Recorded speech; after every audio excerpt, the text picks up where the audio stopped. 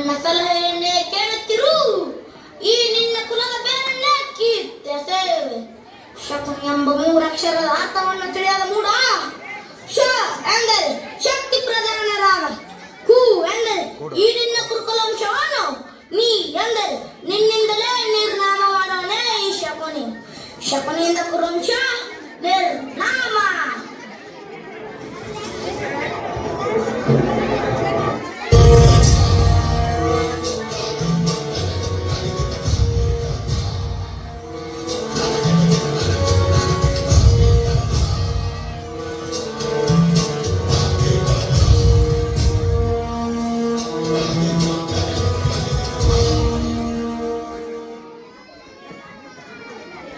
ದುರ್ಯೋಧನ, ನೀನು ಪ್ರತಿ ಬಾರಿಯೂ ಯುದ್ಧ ಮಾಡಿ ಗೆಲ್ಲಬೇಕೆಂದು ಯೋಚಿಸುತ್ತಿರುವೆ.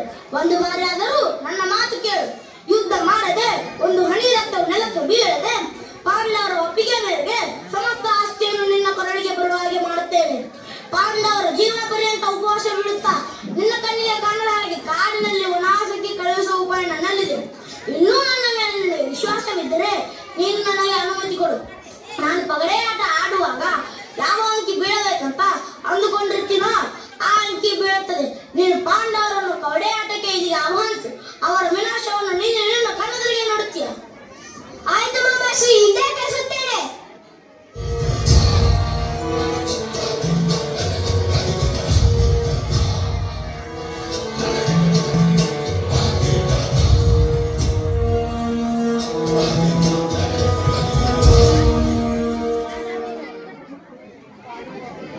ಅಣ್ಣ ಬೇಡ, ಅಣ್ಣ ಪಗಡೆ ಆಟಕ್ಕೆ ಹೋಗಬೇಡ. ಯೋಧರ ಕರೆದಿದ್ದು ಕೇವಲ ಪಗಡೆ ಆಟಕ್ಕೆ, ಯುದ್ಧಕ್ಕಲ್ಲ. ಅಲ್ಲ ಗೆಳತರೆ, ಸರಿ ಇರಲ್ಲ. ಬನ್ನಿ ಹೋಗೋಣ.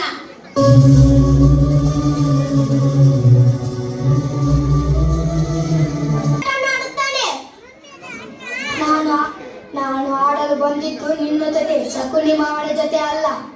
ಶಕುನಿ ನನ್ನ ಸೋದರ ಮಾವ ಮಾತ್ರ. ನಂಬಿ ಬರೆದು ಒಂದೇ ರಕ್ತ. ನೀನೇಕೆ ಇಷ್ಟೊಂದು ಭಯ ಪಡುತ್ತೀಯ? ಶಕುನಿ ಮಾವನ ಜೊತೆ ಆಡಿದರೆ ನೀನು ಸೋಲುತ್ತೀಯ ಎಂಬ ಭಯದೇ ನಿನಗೆ?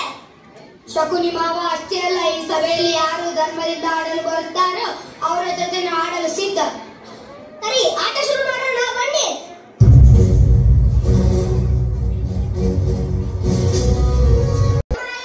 ಒಂದು ವೇಳೆ ನೀನು ಸೋತರೆ ಏನು ಕೊಡುತ್ತೀಯ? ನಾನು ಸೋತರೆ ಒಂದು ಮುತ್ತಿನ ಹಾರವನ್ನು ಕೊಡುತ್ತೇನೆ. ಏನು? ಕೇವಲ ಮುತ್ತಿನ ಹಾರವೇ? ಚಕ್ರವರ್ತಿ ಧರ್ಮರಾಯ ಆಡುತ್ತಿರುವ ಪಗಡೆ ಆಟದಲ್ಲಿ ಕೇವಲ ಮುತ್ತಿನ ಹಾರವೇ? ನಾನು ಹಾಕಿದರೆ ನನ್ನ ರಾಜ್ಯದಲ್ಲಿರುವ ಎಲ್ಲಾ ಮುತ್ತುಗಳನ್ನು ಆಟಕ್ಕಿಡುವೆ. ಸರಿ, ನಾನು ನನ್ನ ರಾಜ್ಯದಲ್ಲಿರುವ ಎಲ್ಲಾ ಮುತ್ತುಗಳನ್ನು ಆಟಕ್ಕಿಡುವೆ. ಮಾಮಾಶ್ರೀ, ಆಟ ಶುರು ಮಾಡೋಣವೇ? ಧರ್ಮರಾಯ, ಎಷ್ಟು ಅಂಕಿ? 1. ದುರ್ಯೋಧನ, ಎಷ್ಟು ಅಂಕಿ? ಮಾಮಾಶ್ರೀ, 5.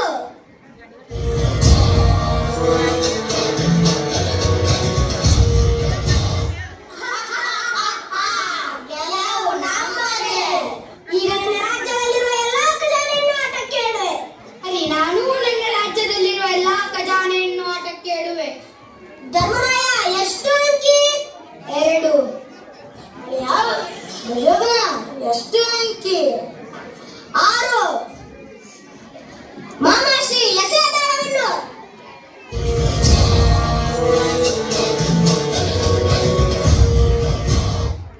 6.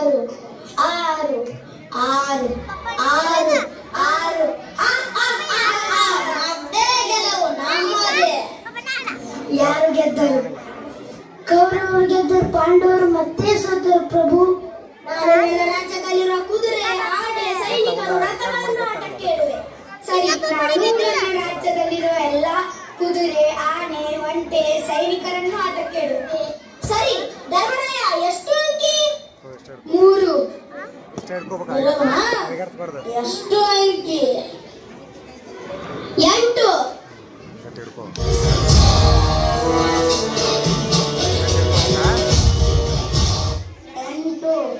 8.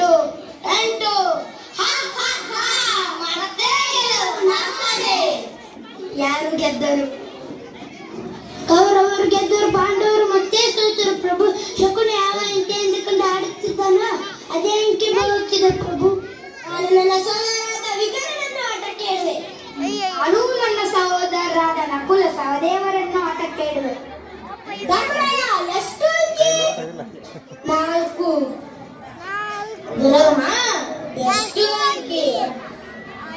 5. 5. 5. 5.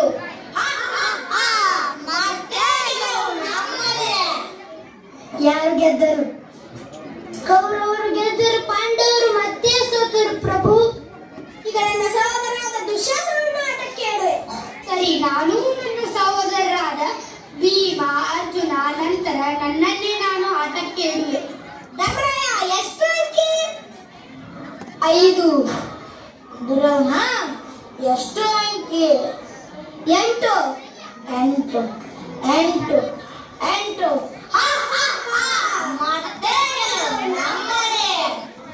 ಯಾರು ಗೆದ್ದರು?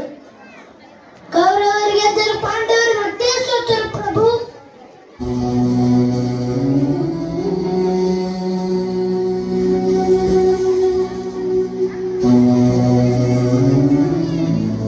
ಪಾಂಡವರು ಇನ್ನು ಮೇಲೆ ನನ್ನ ದಾಸರು. ನಿಮ್ಮ ಮೈ ಮೇಲಿರುವ ರೇಷ್ಮೆ ಬಟ್ಟೆಗಳು, ಆಭರಣಗಳು, ಕಿರೀಟಗಳು ಒಂದಿಷ್ಟು ಸರಿ ಹೊಂದುತ್ತಿಲ್ಲ, ತೆಗೆದು ಪಕ್ಕಕ್ಕೆ ಇಡಿ.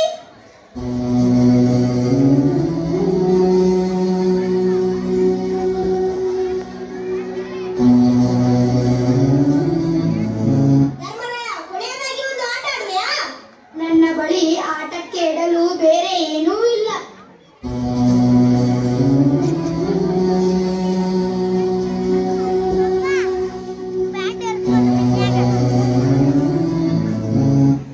ಏಕೆ? ಇನ್ನುವರೆಗೂ ಇಟ್ಟ ಎಲ್ಲಾ ವಸ್ತುಗಳಕ್ಕಿಂತ 1000 ಪಟ್ಟು ಬೆಲೆ ಬಾಳುವ ವಸ್ತು, ಅದನ್ನು ಆಟಕ್ಕೆ ಇಡುವೆಯಾ? 1000 ಪಟ್ಟು ಬೆಲೆ ಬಾಳುವ ವಸ್ತುನ? ಅದು ಯಾವುದು? ಅದೇ ನಿಮ್ಮೆಲ್ಲರ ಪ್ರೀತಿಯ ಮಡದಿ ದ್ರೌಪದಿ.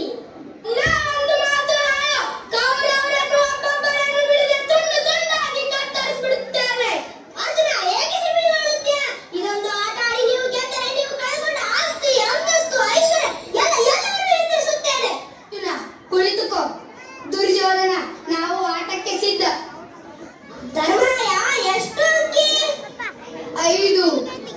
ದುರ್ಯೋಧನ ಎಷ್ಟು ಅಂಕಿ? 2. 2. 2. ಮತ್ತೆ ನಮ್ಮದೇ. ಯಾರು ಗೆದ್ದರು? ಕೌರವರು ಗೆದ್ದರು, ಪಾಂಡವರು ಮತ್ತೆ ಸೋತರು ಪ್ರಭು. ಯಾರಲ್ಲಿ ಬಂದರೆ ಆ ದಾಸಿಯಾದ ದ್ರೌಪದಿಯನ್ನು ಸಭೆಗೆ ಕರೆದುಕೊಂಡು ಬನ್ನಿ. ಆಗಲಿ ಪ್ರಭು. ಮಹಾರಾಣಿ, ಯುವರಾಜ ದುರ್ಯೋಧನ ಅವರು ನಿಮಗೆ ಸಭೆಗೆ ಕರೆದುಕೊಂಡು ಬರಲು ಅಪ್ಪಣೆ ಕೊಟ್ಟಿದ್ದಾರೆ. ಏನು? ದುರ್ಯೋಧನ ನನ್ನನ್ನು ಸಭೆಗೆ ಕರೆದಿರುವನೆ? ನಾನು ಬರುವುದಿಲ್ಲ ಅಂತ ಹೇಳಿ ನನ್ನ ಏಕಾಂತ ಸಮಯ ಮಂದಿರದಲ್ಲಿ ಪರಪುರುಷರು ಬರುವಂತಿಲ್ಲ ಎಂದು ನಿಮಗೆ ತಿಳಿಯದೆ ಈ ತಪ್ಪಿಗೆ ನನ್ನ ಪತಿ ಮಹಾರಾಜರು ಮರಣ ಶಿಕ್ಷೆಯನ್ನು ವಿಧಿಸುತ್ತಾರೆ. ಆಗಲಿ ಮಹಾರಾಣಿಯವರೇ. ಯುವರಾಜರೇ, ಮಹಾರಾಣಿ ದ್ರೌಪದಿ ಅವರು ಬರಲು ಒಪ್ಪುತ್ತಿಲ್ಲ. ಹಾಗಾದರೆ ಪಾಂಡವರು ಕೌರವರೊಂದಿಗೆ ಎಲ್ಲಾ ವಸ್ತುಗಳನ್ನು ಅಡಿಬಿಟ್ಟು ಪಗಡೆಯಾಟದಲ್ಲಿ ಸೋತಿದ್ದಾರೆ ಮತ್ತು ನಿನ್ನನ್ನು ಅಡಿಬಿಟ್ಟು ಸೋತಿದ್ದಾರೆ ಎಂದು ಹೇಳು. ಆಗಲಿ ಪ್ರಭು. ಮಹಾರಾಣಿಯವರೇ, ಪಾಂಡವರು ಕೌರವರೊಂದಿಗೆ ಪಗಡೆಯಾಟದಲ್ಲಿ ಎಲ್ಲ ವಸ್ತುಗಳನ್ನು ಅಡಿಬಿಟ್ಟು ಸೋತಿದ್ದಾರೆ ಮತ್ತು ನಿಮ್ಮನ್ನು ಅಡಿಬಿಟ್ಟು ಸೋತಿದ್ದಾರೆ. ಧರ್ಮರಾಜ ತಾನು ಸೋತ ಬಳಿಕ ನನ್ನ ಒಪ್ಪಿಗೆ ಇಲ್ಲದೆ ನನ್ನನ್ನು ಆಟಕ್ಕೆ ಅಡಬಿಡುವುದು ಧರ್ಮವಲ್ಲ. ನನ್ನ ಮೇಲೆ ಕೌರವರಿಗೆ ಯಾವುದೇ ಅಧಿಕಾರವೂ ಇಲ್ಲ. ನಾನು ಬರುವುದಿಲ್ಲ ಅಂತ ಹೇಳಿ ಹೋಗಿ. ಆಗಲಿ ಮಹಾರಾಣಿಯವರೇ. ಆದರೆ ಮಹಾರಾಣಿ ದ್ರೌಪದಿ ಅವರು ಮತ್ತೆ ಬರಲು ಒಪ್ಪುತ್ತಿಲ್ಲ. ದುಶ್ಯಾಸನ, ಆ ದಾಸಿಯಾದ ಪಾಂಚಾಲಿಯನ್ನು ಸಭೆಗೆ ಎಳೆದುಕೊಂಡು ಬಾ. ದುಶ್ಯಾಸನ, ಯಾವ ಕೈಗಳಿಂದ ಪಾಂಚಾಲಿಯನ್ನು ಸ್ಪರ್ಶ ಮಾಡಿದೆಯೋ ನಾವು ಅದೇ ಕೈಗಳನ್ನು ಮುರಿದು ಬಿಡುವೆನು. ಇದು ನಮ್ಮ ಪ್ರತಿಜ್ಞೆ. ಪ್ರತಿಜ್ಞೆ ದಾಸ ಭೀಮ, ಶಾಂತನಾಗಿ ಕುಳಿತುಕ. ದುಶ್ಯಾಸನ, ಆ ದಾಸಿಯಾದ ಪಾಂಚಾಲಿಯನ್ನು ಸಭೆಗೆ ಎಳೆದುಕೊಂಡು ಬಾ. ಆಗಲಿ ಅಣ್ಣ. ದಾಸಿಯಾದ ಪಾಂಚಾಲಿ ಅಣ್ಣ ಸಭೆಗೆ ಕರೆದಿರೋನೆ, ಬಾ. ನಾನು ಬರುವುದಿಲ್ಲ. ಬಾ. ನಾನು ಬರುವುದಿಲ್ಲ. ಪಾಂಡವರು ಎಲ್ಲಾ ವಸ್ತುಗಳನ್ನು ಅಡಿಬಿಟ್ಟು ನಿನ್ನನ್ನು ಕೂಡ ಅಡಿಬಿಟ್ಟು ಸೋತಿದ್ದಾರೆ, ಬಾ. ನಾನು ಬರುವುದಿಲ್ಲ. ಬಾ.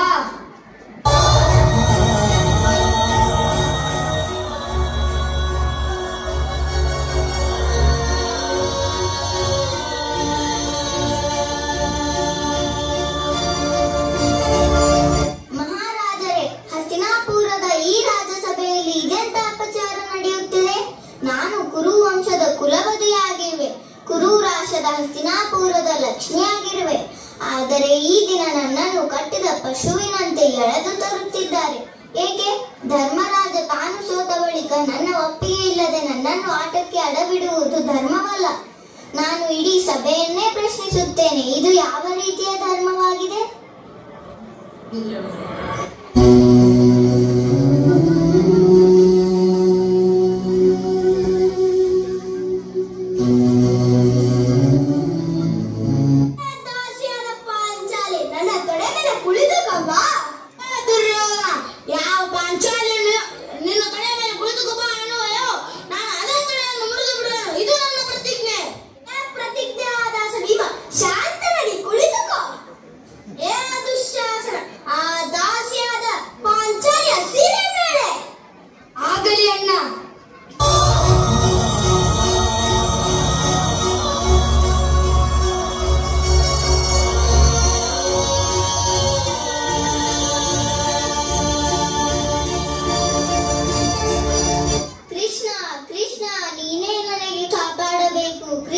ಕೃಷ್ಣ, ನೀನೇ ನನಗೆ ಕಾಪಾಡಬೇಕು.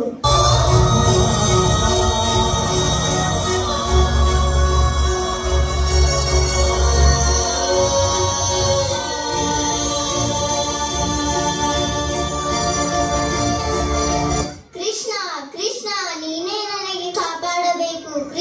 ಕೃಷ್ಣ, ನೀನೇ ನನಗೆ ಕಾಪಾಡಬೇಕು.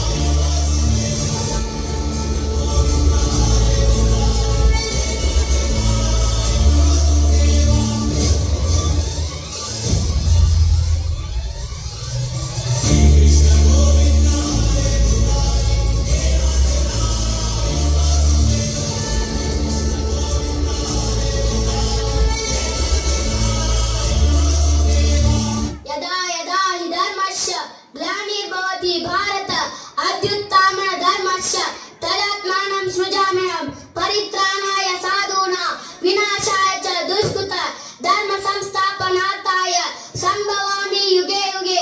ಅರ್ಥಾತ್ ಯಾವಾಗ ಧರ್ಮದ ಅವನತಿಯಾಗುವುದು, ಯಾವಾಗ ಧರ್ಮದ ಉನ್ನತಿಯಾಗುವುದು, ಆಗೆಲ್ಲ ಸತ್ಪುರುಷರ ಉದ್ಧಾರಕ್ಕಾಗಿ ಅಧರ್ಮ್ಯರ ವಿನಾಶಕ್ಕಾಗಿ ಧರ್ಮದ ಪುನಃಸ್ಥಾಪನೆಗಾಗಿ ನಾನು ಮತ್ತೆ ಮತ್ತೆ ಜನ್ಮ ತಾಳುತ್ತೇನೆ.